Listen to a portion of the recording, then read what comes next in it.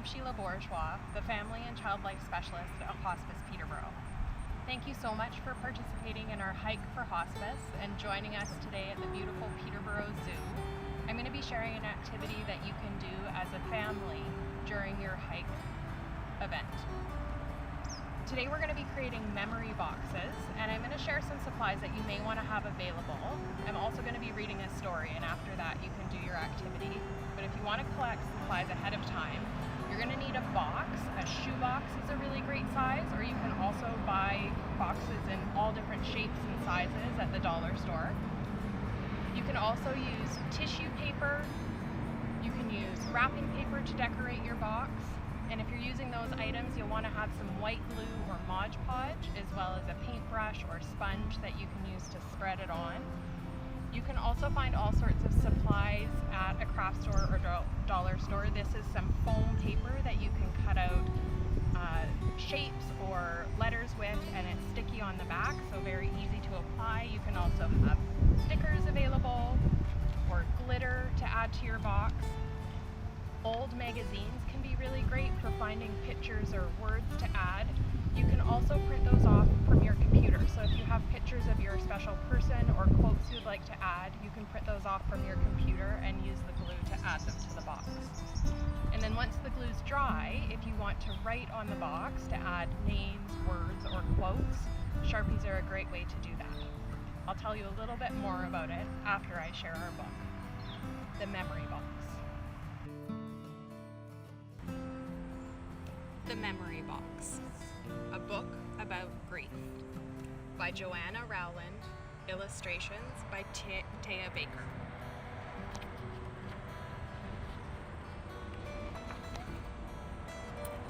I lost my balloon once. I tried so hard to hold on tight, to never let it go, but it was windy and I was running. I watched it fly higher than the trees, above the clouds, past where I couldn't see. I was sad. But not as sad as I am now. I can always get another balloon, but I can never have another you. I miss you. Sometimes I wonder what happens to your love now that you're gone. Did it die too? Because I'm scared I'll forget you. Sometimes I wish I could still give you a hug. I would hug you so tight in a great big bear hug and never let go. I'm making a box so I won't forget you, with our memories like sand from the beach where we played and left footprints as we ran from crashing waves. I want to go everywhere we've been, everywhere you've been, everywhere we wanted to go. I go to places that help me think of you. I look around and remember. It makes me smile. Then I find the perfect thing for my memory box. Some days are good. I laugh, I smile. Other days, I wonder if I'll ever stop feeling sad you're gone. But I always think of you. So many things remind me of you. Today I'm asking everyone about their favorite memories of you. Silly, sweet, some just so you. I'm listening to every word, imagining you laughing with us. It helps me when I think about our special times, and it even helps to still do the things we had planned to do together. You're still with me in my heart. Now I'm making new memories. My first time on a roller coaster, trying a new sport, exploring a new place. I'll always share these memories with you. I was afraid I would forget you, but I won't. You'll always be with me, no matter where I go. Whenever I miss you, I'll think of you, and I'll never forget.